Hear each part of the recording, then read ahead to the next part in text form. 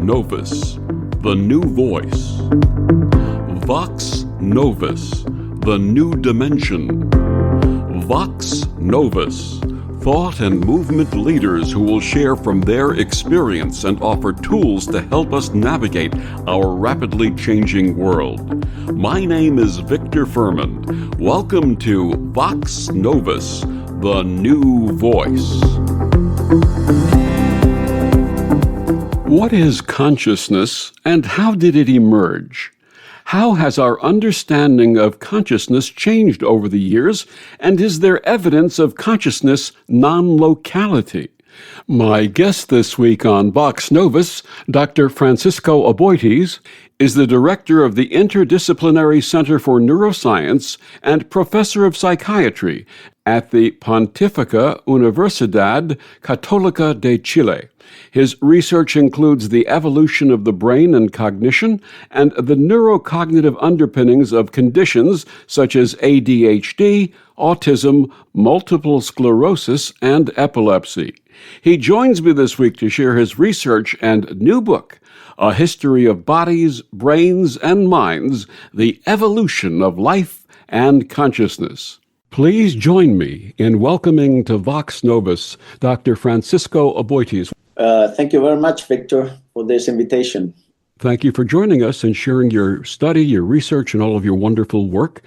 Please share with our listeners your path and what inspired your career in neuroscience and the study of consciousness.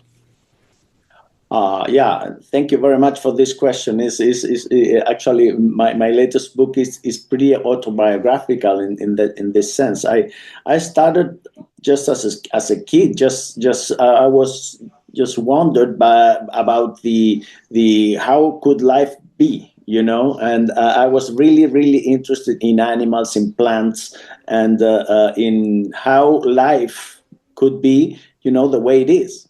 And then it passed through me in a class in a high school work we had to do.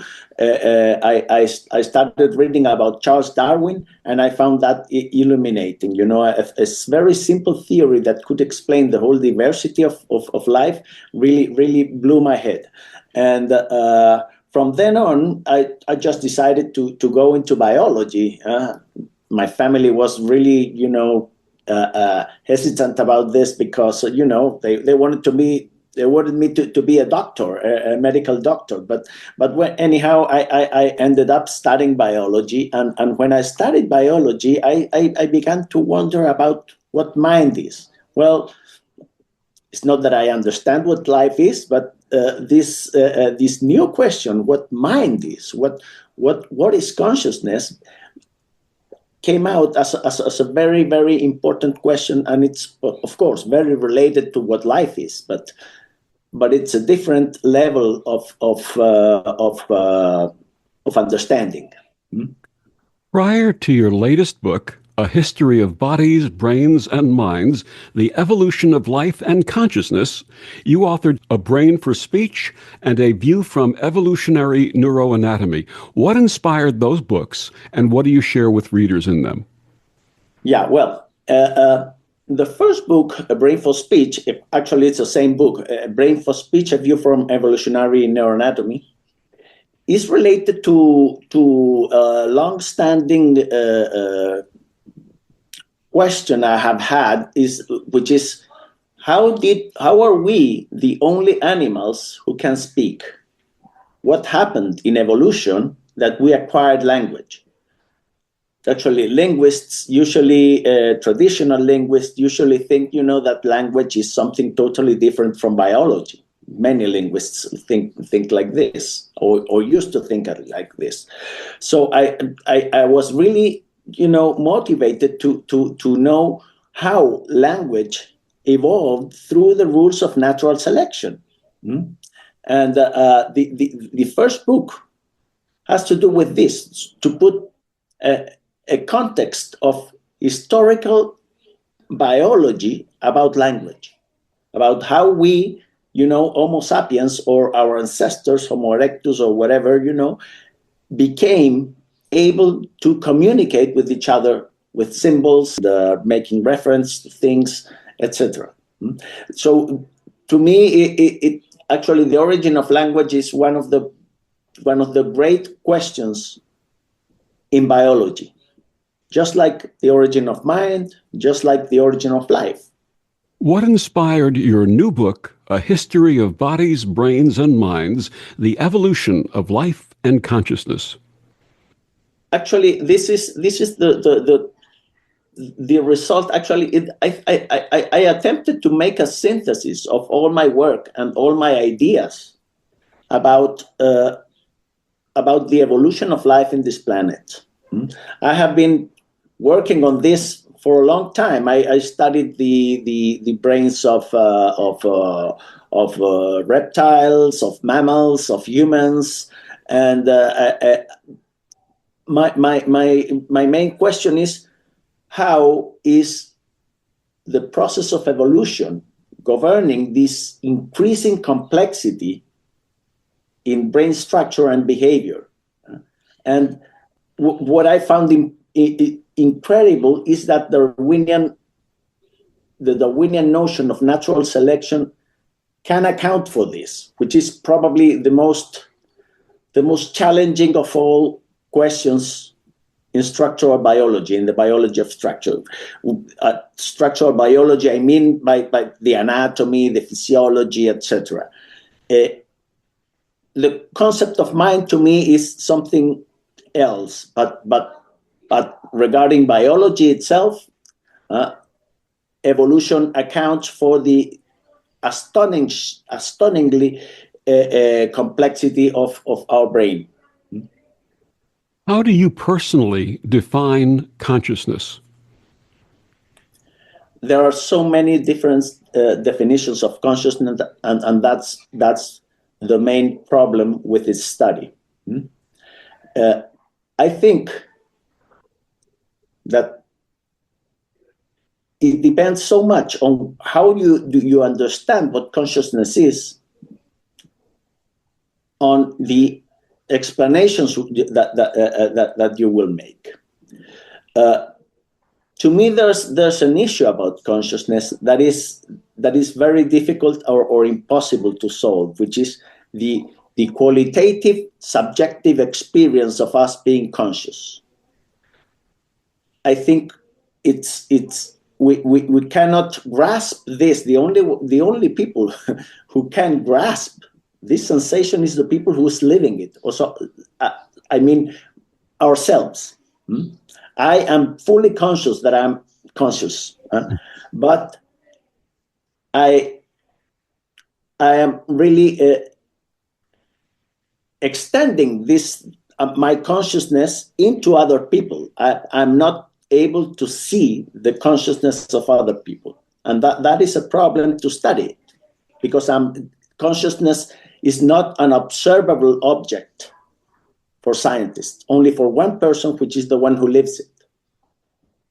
I don't know if I made myself clear. Yes, you did. But there's no way of someone using, for example, neuro tools to track consciousness. There's no way of doing that at all? What you can have is what is called neural correlates of consciousness, which is, I have this physiological activity, and this fits with this subjective experience of some people, you know?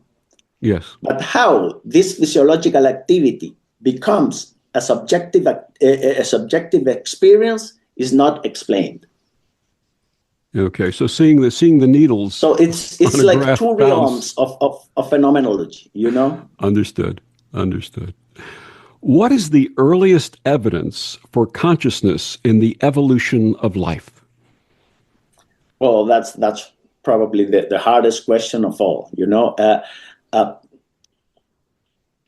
There's a word that has been very used these days, which is sentience, which is the capacity to feel, which is very closely related to my idea of this deep consciousness, subjective consciousness, and which animals are in fact sentient is a big question. I'm pretty sure my dog and my cat are sentient, but this is something that I project into them.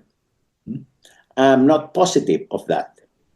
I am positive that, for example, you are conscious and my kids are conscious because we talk and we have evolved to make these assumptions.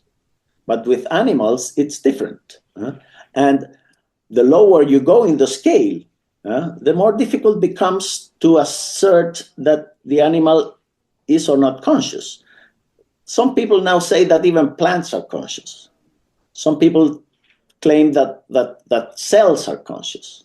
Some people even say that consciousness is related to the uncertainty principle. I mean, to quantum mechanics, to the collapse of the wave function when the observer altered the wave function. Actually, I think the diversity of ideas about this, about the when does consciousness appear, is a sign of the difficulty of the problem. We have no idea, so to speak. We don't have a notion about when a subjective experience appears in nature. So, for example, anthropologists looking at ancient Cro-Magnon and Homo sapiens, can they determine at what point drawing and language were implied or applied, and then determine the origin of consciousness in human beings? Yeah. I mean, in a way, that's correct. If you have language, I have good reason to suppose that you are conscious. But you see, now we have artificial intelligence that are pretty good at language, and personally, I don't think they are really conscious. Some people do think they are conscious. I don't think so. But the problem is language by itself is not proof of consciousness, and probably our relatives, the Neanderthals, and they did have a degree of consciousness. I would tend to think that way, but the point is that we cannot prove that. What are the leading theories of consciousness, and where do they fall short? I think there are two main leading theories of consciousness. One is the integrated information theory, which asserts that consciousness is a very mathematical theory, asserts that consciousness results from, I'm going to say it simply, so from very, very high complexity. And it's a matter of complexity. And where actually the system is so complex that it depends totally on the dynamic of its own part. It's like a closed system. I mean, this is an interesting theory to think about it, but then again, you cannot prove it. You cannot prove. You can say, well, I mean, we do have this level of consciousness, so this system should be conscious.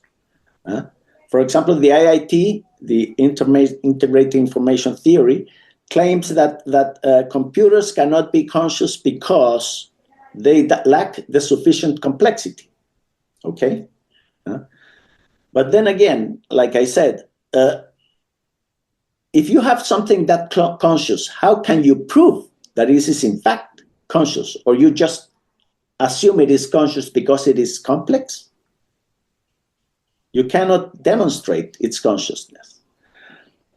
And the other theory is the global workspace theory, which actually, this theory refers more to the cognitive aspects of consciousness, like our capacity to plan, to make an autobiographical memory, to think about ourselves, to see the world as a unified system, etc. But this theory is more related to cognition than to the real deep aspects of subjective consciousness, in my way. Are emotions evidence of consciousness? The subjective experience of emotions, yes. In my view, yes, they are related to sentience. An emotion you can have a physiological reaction that you can attribute to an emotion. This physiological reaction is about the same as the neurophysiological correlate of me seeing the color red, for example. I mean, I can look at the brain and see when I see red. I mean, this part of the brain will be active, so on. Well, emotions are the same. There's a physiological process that we correlate this physiological process with a subjective experience of that is an emotion. But it's again we'll come again to the same question. It is not the same the physical process than the subjective experience. Okay, so I'm not experienced in life, and I touch something that's hot, and I burn myself. I withdraw my hand, and I'm in pain. And I recognize that I'm never going to do that again because by touching that, I'm going to get burned. Is that a form of learning consciousness? I mean, in a way, yeah, but you see, you can see that a snail can do this too. Yeah? And probably a cell does it. Actually, there's a recent article that shows that cells show the basic, not neurons, cells, just cells show the basic learning capacities as brains, like habituation, for example. So that your ability to learn doesn't necessarily imply, again, that you're conscious. There are some arguments as to whether newborn infants have consciousness or does it develop later on in them. What's your experience with that? Yeah, that's another important question. Some views think that consciousness is acquired in the womb. Actually, the integrated information theory considers that the brain becomes sufficiently complex inside, could become sufficiently complex inside the womb before birth. So there could be consciousness even without sensory input. That's another point of interest of the integrated information theory. This theory does not require sensory input for consciousness to exist. Personally, I do think it requires. And I think babies, this is my view and could be totally wrong, but I think babies slowly acquire consciousness as they interact with the environment. I think that's an important question, the question of interacting with environment, because all life interacts with its environment. Does all exactly. life? You had talked about some people thinking that single cellular organisms have a form of consciousness. Is consciousness something that's available to all forms of life? Well, I mean, in principle, yes. But I think that in order to have sentience, you need a level of complexity. But in principle, you're right.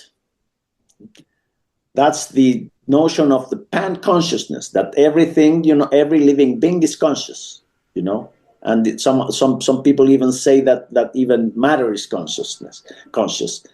I would say that there is some point in which subjective experience appear in the scale of evolution, but I am not sure where that is, or in the scale, or in the life of an individual.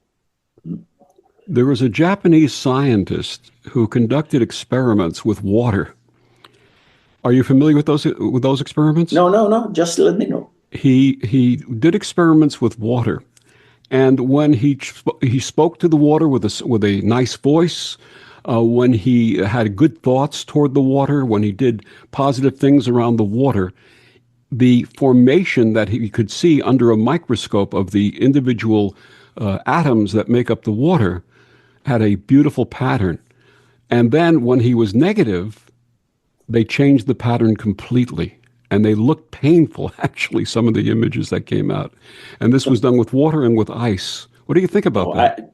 I had no idea about this experiment, and I would have to see it, and I would have to read the work and study it. I had no idea. I am if this were correct, if this was correct, still we don't know if this difference that you see, this effect that you see, is a result of being conscious. I'm not sure that you could infer this from these results. Well, I will find that information for you, and I'll send it to you, sir, so you can refer to it and form an opinion on that after our interview. That's interesting. Yeah. My guest is Dr. Franscisco Aboitiz. His book is called A History of Bodies, Brains, and Minds, The Evolution of Life and Consciousness. Please share with our listeners where they can get your books and find out more about you and your work. Actually, you can follow me in franciscoaboitiz.instagram. That's my main page, and we published everything that we do in there. And your books are available? My books are available in Amazon, and in any electronic bookstore. Actually, my second book is also available in MIT Press Store, and I think there's a discount rate. Wonderful. And we'll be back with more after these words on the Om Times Radio Network. The best of the holistic, spiritual, and conscious world. Om Times Radio. IOM FM. Om Times Magazine is one of the leading online content providers of positivity, wellness, and personal empowerment. A philanthropic organization, their net proceeds are funneled to support worldwide charity initiatives via Humanity Healing International. Through their commitment to creating community and providing conscious content, they aspire to uplift humanity on a global scale. Om Times, co-creating a more conscious lifestyle. Hello, I'm Sandy Sedgbeer, host of Om Times Magazine's flagship radio show, What is Going Om. My passion is sifting through information, research, and innovations from new thought teachers, speakers, and researchers pushing back the boundaries of what we know about life, energy, metaphysics, and the universe. I love shifting perceptions about who we are, why we're here, and how quickly impossible becomes normal when we open our minds, expand our awareness, and accept that the only limits that exist are those we place upon ourselves. So if you're the kind of forward-thinking, eager investigator of what lies beyond the current reality that most perceive, why not make a date to come play with me in the field of possibilities at 4 p.m. Pacific Time, 7 p.m. Eastern Time every Thursday, and together we can discover what's really going on. We asked parents to share their journey of adopting teens. They changed who I am because I can't see life without them in it. Visit adoptuskids.org to learn more. Brought to you by Adopt US Kids, the U.S. Department of Health and Human Services, and the Ad Council. They are our cuddlers and coworkers, purr machines and love bugs, and constant companions. They are our pets, our family, and they make life so much better. When we face unexpected challenges in life, so do our pets. That's why we're on a mission to support people who love their pets and the pets who love their people, ensuring these families stay exactly where they belong, together. And you have something to offer. With an open heart and mind, there is nothing you can't do. There's no gesture too small or too big when it comes to helping. Whether donating a bag of kibble, sharing an Instagram post of a lost cat, or welcoming a foster pet into your home, every bit of kindness counts. You can help keep pets and people together. Visit petsandpeopletogether.org to learn how to be a helper in your community. This has been a public service announcement brought to you by Maddie's Fund, the Humane Society of the United States, and the Ad Council. This is Kathy Beal, host of Celestial Compass, featuring astrology you can use. Celestial Compass points you to what's going on in the sky and what you can do with it down here on Earth. We also explore fun, effective, and cosmic tools for navigating this adventure we call life. Join me the first and third Monday of the month at 5 p.m. Eastern Time for Celestial Compass. It's enlightening, entertaining, and empowering. Back on Vox Novus, my guest this week is Dr. Franscisco Aboitiz. His book, A History of Bodies, Brains, and Minds, The Evolution of Life and Consciousness. Dr. Aboitiz, what is the concept of panpsychism, and how does it challenge our understanding of consciousness? Well, panpsychism is the notion that everything is conscious. It's not that just us. And this notion has come out because we tend to, first of all, we like I said before, we assume that other people is conscious because we speak with them, we share feelings, we share realities and everything, and then we assume that others are equally conscious as us. But then pets are also considered conscious in a way, and other animals. There's people who think that lizards are conscious, that fish are conscious, that octopuses are conscious, etc. When do we stop the line? Some people, they say there's just no stopping the line. Everybody is conscious. Consciousness is a property of matter. That's the most extreme understanding of pan-consciousness, that consciousness, like energy, is a property of matter. The difference is how developed this consciousness is. And in complex structures like our brain, consciousness is very, very strong. But in other systems, it can be very low. I'm going to share a story with you about something that actually happened to me.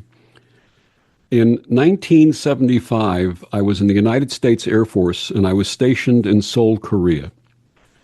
One morning, I had a message in my head, and I had no physical evidence, no phone calls, no letters from my mother back in New York, 6,000 miles away. And the message is that I needed to call her. She needed to hear from me. It was very important that I reach out to her. Now, I had no clue whatsoever, no conscious clue whatsoever.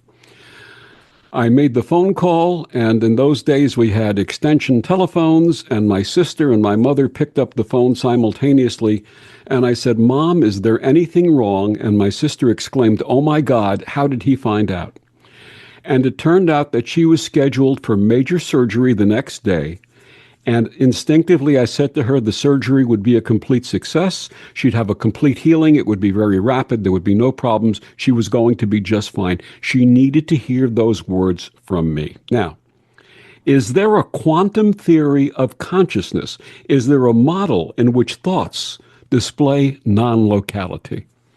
Yeah. Well, some people believe on this consciousness is related to the entanglement that is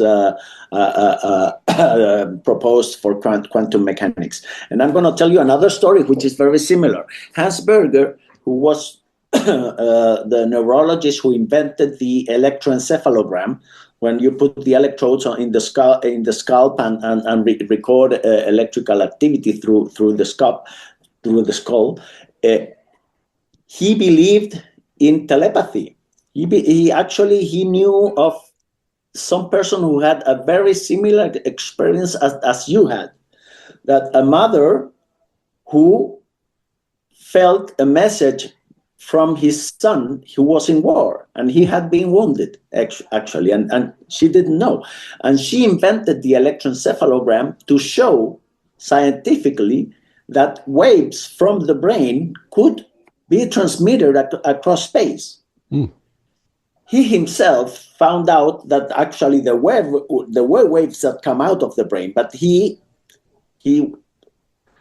also acknowledged that these waves were so small, so weak that they couldn't be transmitted far away. So he felt this is not the way telepathy works. But I mean, this is an open question. Yeah. Have you done any studies on quantum physics and the relationship, quantum entanglement, and the relationship to consciousness? I have gone across these studies. I mean, not really in depth. I think that this is a very hard issue, first of all, and I'm afraid I'm a little bit skeptical about this, because I at the end I think, like other theories, they are they're not possible to be demonstrated. I mean, you can claim no consciousness comes in the wave function, whatever, but can you see consciousness in a wave function? Can you detect it? That would also apply to what's known as remote viewing. Are you familiar with that? What is that?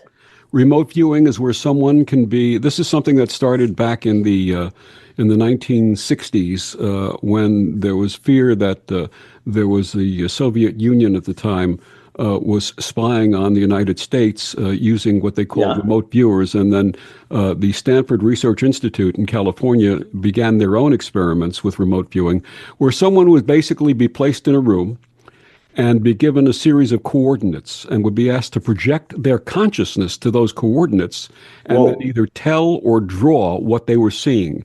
And some of the results were amazing. Oh, I had no idea about this. Yeah. Well, perhaps something for you to research also. I would like, I would like to see those experiments. Yeah, sure. Absolutely. I'll share when we're offline. I'll share the information with you. Okay, great. We had talked about this before. You had mentioned your cats and dogs and pets. There are those of us who sense that our animal companions display or demonstrate emotions. And this extends to other non-human animals. How do we measure consciousness in non-human animals? And what are the ethical implications that we have? Yes, that's a good question. I think what we can do is to find good correlates. Again, correlates. It's a correlate. Correlation does not mean causation. A correlate of an emotion. You can have a very good physiological correlate of an emotion. And then, if you see these correlates in an animal, be it a crab or be it a mouse or be it a monkey, well, you can safely conclude that this animal could be sentient, and then you should be careful about how you treat it. But I don't think we can see the subjective experience of an animal. And ethically, how would this apply to the fact that many people consume animals for food?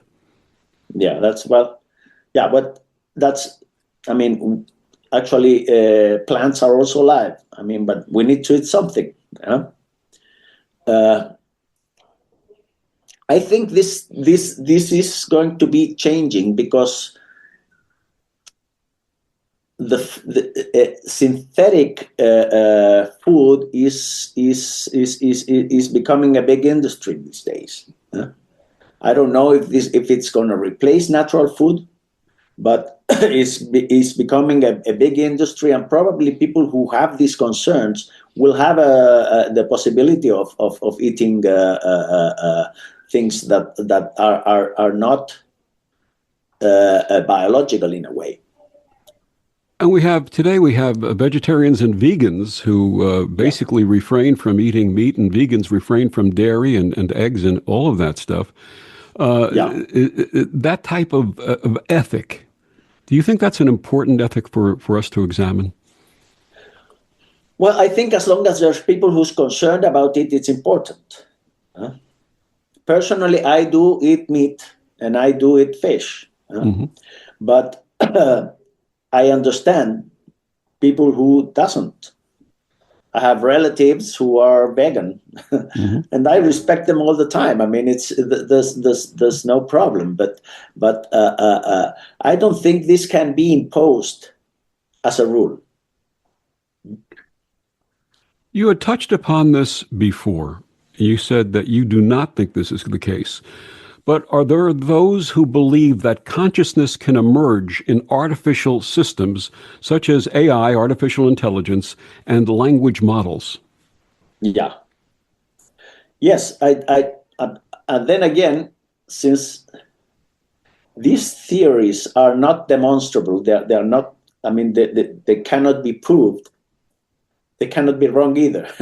So if somebody says a large language model is in fact conscious, there is no way to reject that hypothesis. That's why I think it's not scientific, because in science you need to propose hypotheses that are rejectable.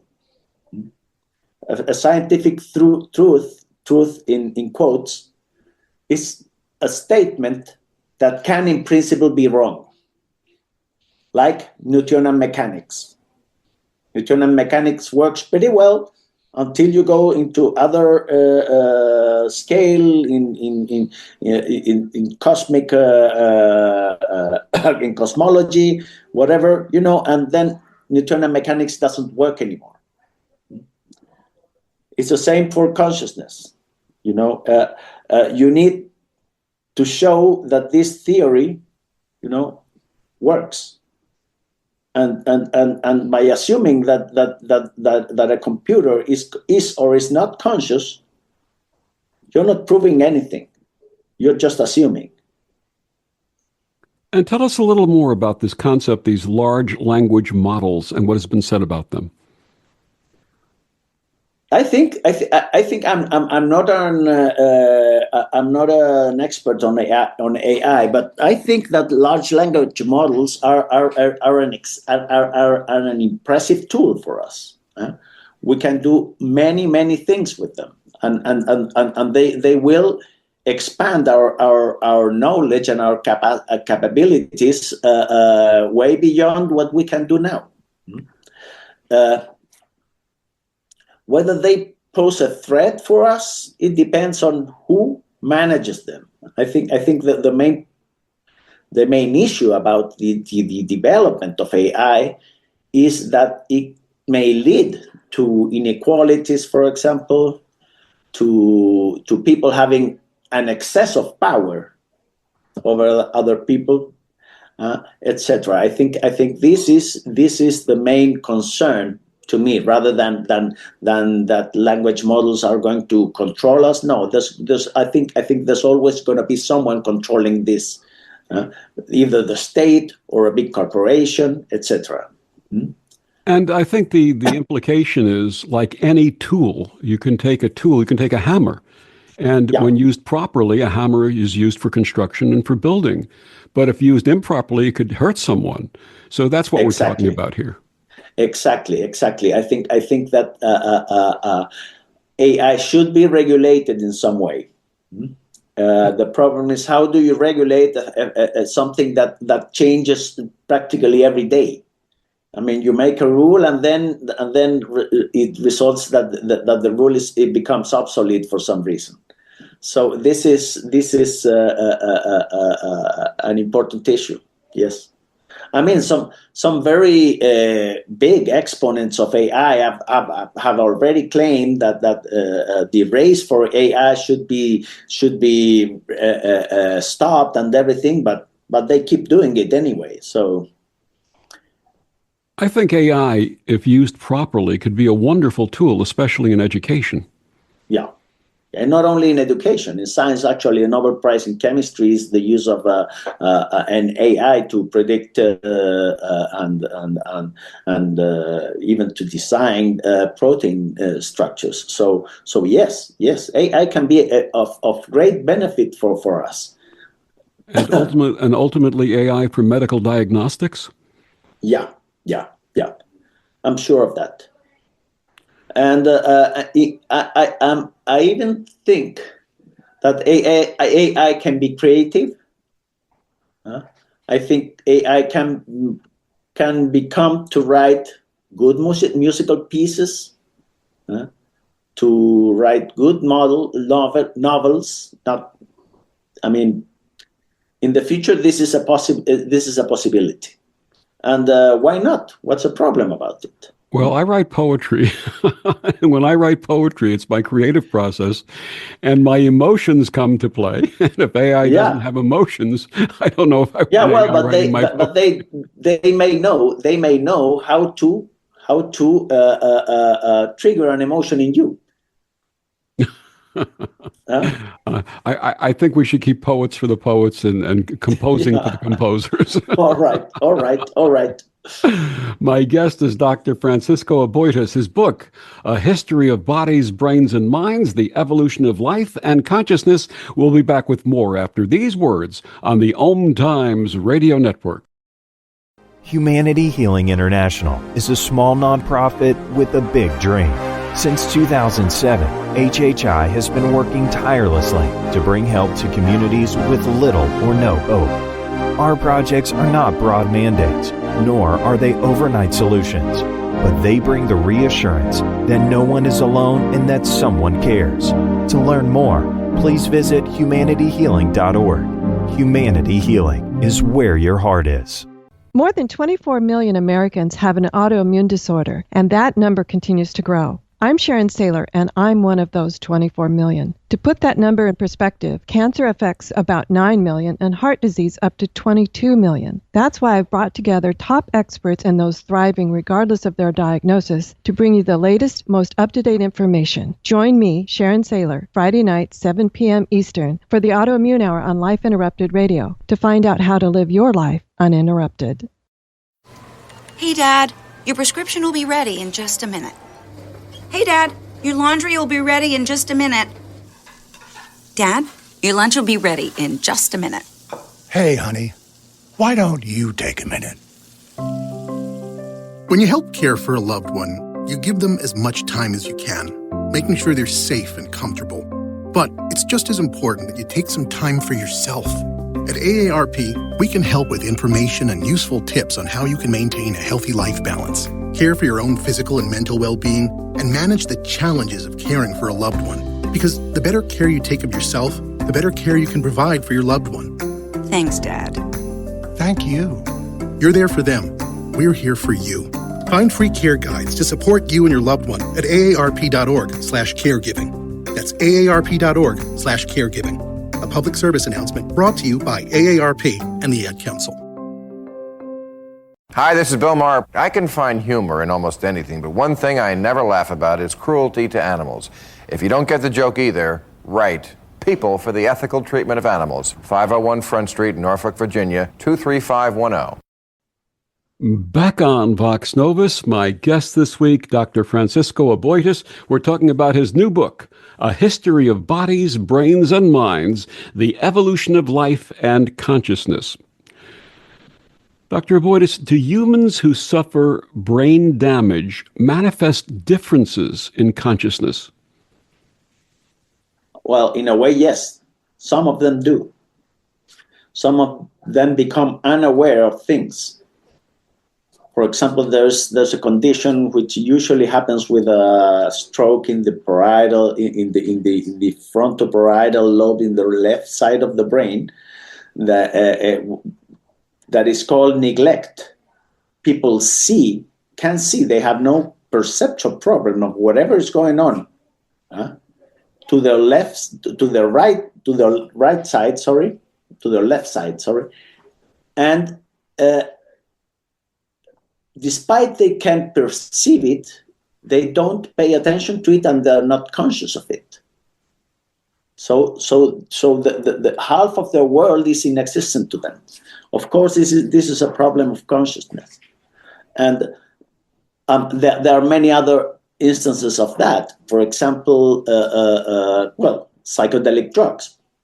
Psychedelic drugs, there's no question that they alter our level of consciousness.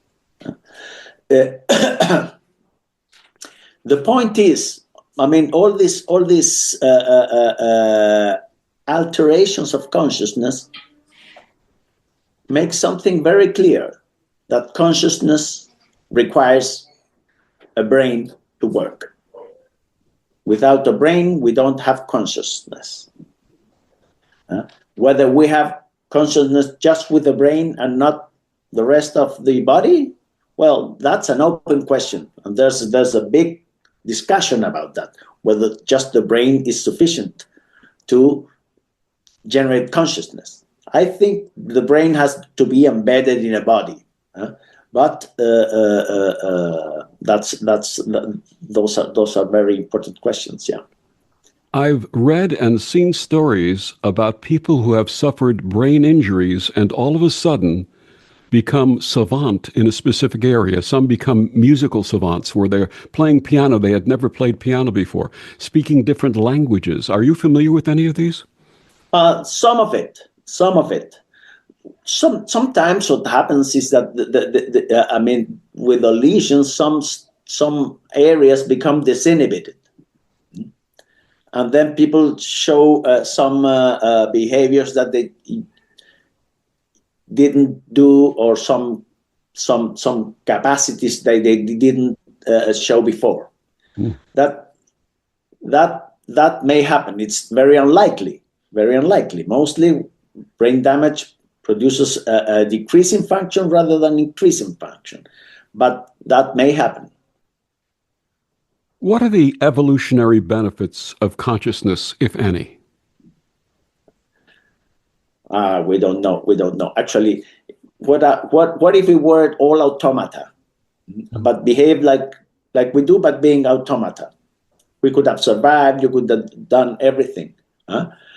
Why does consciousness arise in these things? Actually, I don't know. I think this is the most important question of all. And I don't think science by itself will solve this question. Because why are we consciousness? Well, like Leibniz asked, why there's something instead of nothing? Why? Why do we have these vivid experiences of things? What is the consciousness pyramid? The consciousness pyramid is my view of consciousness, in the sense that consciousness is grounded on biological processes. First of all, there are some basic processes like self maintenance, for example. Then you come to learning capacities. Then you come to making rough models of the world, and then you come to have language and an autobiographical memory and a description of the world and all that. It's the compression of all these different levels that actually make consciousness, in my view. How do they do it? I have no idea, but I think consciousness emerges on this multi-level interaction. The point is that actually the higher levels of consciousness, like for example, like you were talking about, speaking or making judgments or whatever, well, artificial intelligence is doing them right now, but not necessarily these artificial intelligence are conscious. Are there? I'm sorry, go ahead. I'm sorry. So that's why I think the biology has to be behind. Are there spiritual ramifications of consciousness in terms of faith and religion? I think faith. I think the human being will always have faith and religion. I think it, and this is because there are things we cannot explain. Not even science can explain them. So what else do you have? Do you see these, though, as a connection with consciousness?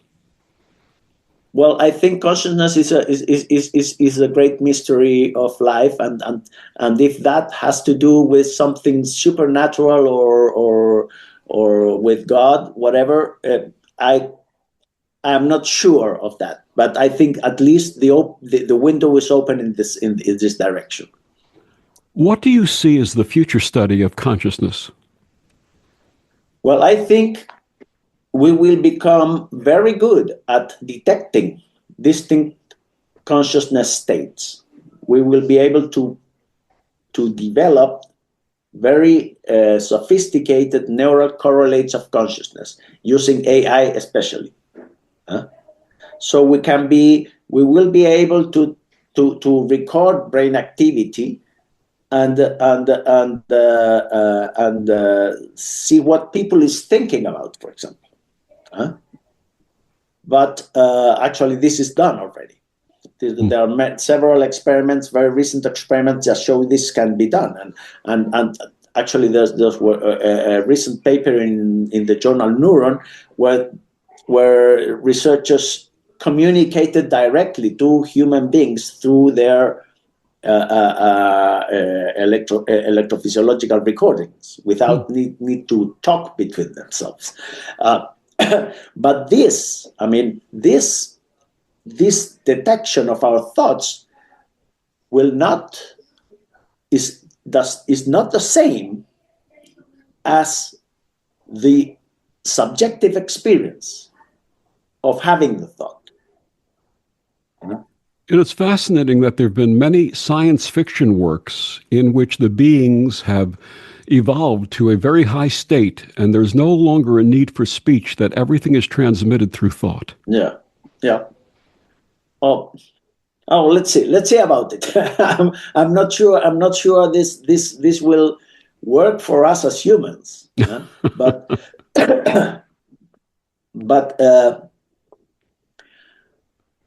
But I have to say that today progress is really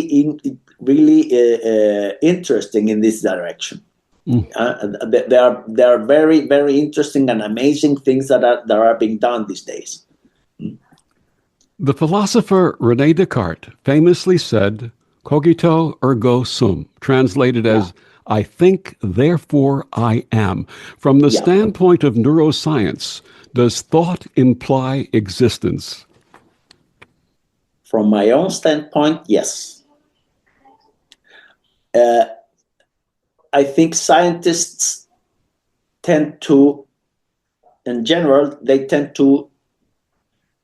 to get away with this, assuming objectivity, in the sense that every scientific statement and every scientific observation needs the presence of at least two independent observers that agree that whatever is being observed is the same thing. But with consciousness, that doesn't work. Because consciousness, there's only one person who experiences it. So that's why I think at the end Descartes is correct. Is I think, therefore I am. That's where everything starts. What would you like readers to take away from A History of Bodies, Brains, and Minds, The Evolution of Life and Consciousness? Well, I want them to first of all get a sense of the miracle of biological evolution, and how biological evolution is able to generate all that we see on Earth, particularly our very complex brains, and that consciousness emerges from all this process, although we may not know how it works. And what else? What else? Well, that there's a sense of continuity, between even prebiotic life, before life was constituted as the first cell, until us. I mean, there's a history on this. There's a history, and this history is bound by the process of natural selection. I think even language, which is one of the great mysteries, I think is the result of biological evolution.